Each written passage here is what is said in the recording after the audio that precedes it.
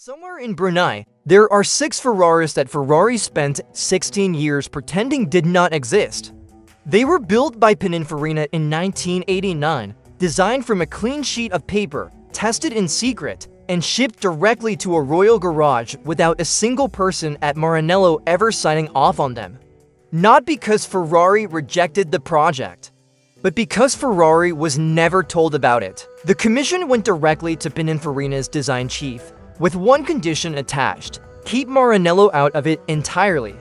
6 Ferraris built by Ferrari's own design house, hidden from Ferrari for 16 years. If that detail alone does not make you want to know more about the Sultan of Brunei's car collection, then this might not be the video for you. But if it does, stay until the end, because the F90 is not even close to the most extraordinary chapter in this story.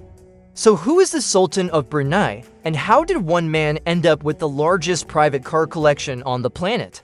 Sultan Hassan al-Bolkiah has ruled Brunei since 1967. Brunei is a small nation on the island of Borneo with a population of around 500,000 people, and oil and gas reserves so substantial that the country's per capita income sits among the highest in Asia.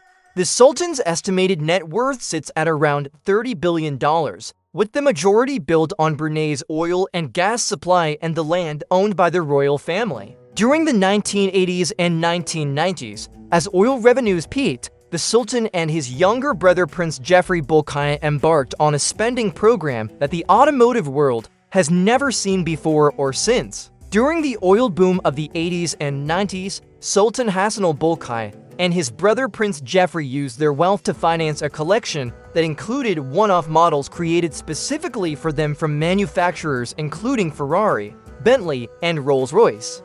The world's largest private car collection, an estimated 7,000 cars worth more than $5 billion, is owned by the Sultan of Brunei. It is private, and unless you are a personal guest of the Sultan, you will not be seeing it. 7,000 cars.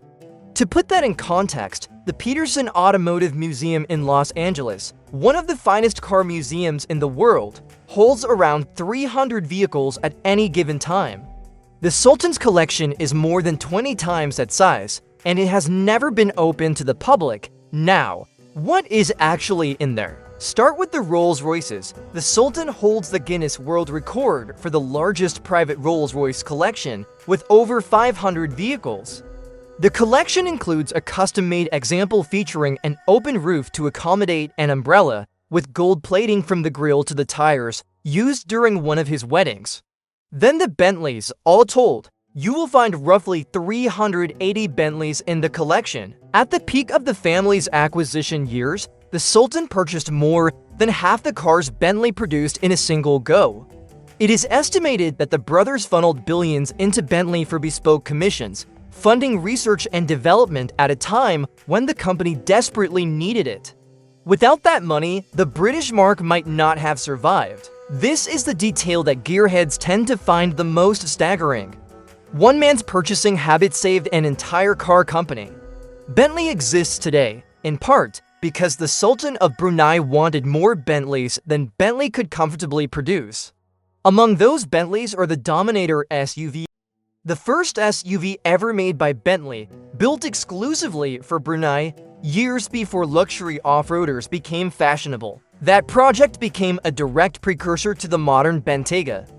Bentley built its first SUV for one client, kept it secret, and then a decade later used the concept to launch one of the most successful products in the brand's history. The Sultan of Brunei effectively prototype tested the Bentayga before anyone knew that Bentayga was coming. Then there are the Ferraris. The Sultan is rumored to own around 300 Ferraris in total. Among them are 2 Ferrari 250 GTOs, among the most valuable cars on Earth, currently worth upwards of $50 million each. He also owns 11 Ferrari F40s. 11 F40s. For reference, Ferrari built 1,311 F40s in total. The Sultan owns almost 1% of the entire production run of what many consider the greatest Ferrari ever made, and they are sitting in a garage in Brunei that you will never visit. There are also one-off Ferraris, including the Ferrari 456 GT Venice, a station wagon and sedan version of the 456, with 6 commissioned by Prince Geoffrey. These alone are estimated to be worth around $15 million today. Ferrari never made a wagon, except they did, for Brunei, built by Pininfarina and hidden in a royal garage. Then there are the McLarens. The Brunei royal family originally purchased 10 McLaren F1s. Some have been sold over the years, but approximately 7 are believed to remain in the collection.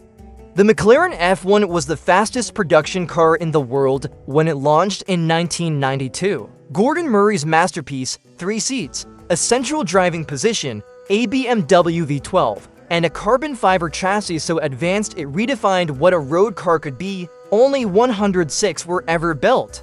The Sultan's family bought 10 of them, not one as a collector's piece. 10 because that is the kind of beer they were. The royal family also ordered for Bugatti EB110SS models, with production codes 01, 02, 03, and 13, among the earliest examples of one of the rarest supercars ever made. SS01 was sold in the UK in the early 2000s. The remaining 3 were still in the royal family's garages as of the last confirmed sighting. The EB110SS was Bugatti's comeback car, built in the early 1990s when the brand was attempting to reassert itself as the pinnacle of performance engineering. The SS variant was the harder, faster, more extreme version of an already extreme machine. The Sultan had 4 of them before most people had heard of the EB110 at all. But nothing in the collection captures the audacity of those commission years, quite like the F90. In 1989, Prince Geoffrey approached Pininfarina directly with a commission, 6 supercars, designed from scratch, built without Ferrari's knowledge. The project had to remain top secret. Ferrari was not to be told. Under the direction of Enrico Fumia, then head of Pininfarina's research and development, the project took shape under the code name F90, Ferrari of the 1990s. Fumia later described it as the most complex and sophisticated prototype Pininfarina had ever built. One of its most extraordinary features was a sliding targa roof that overlapped the rear window, entirely unprecedented at the time. The passenger compartment was a continuous glass cocoon. Fumia described the roof alone as the most complicated detail the studio had ever attempted.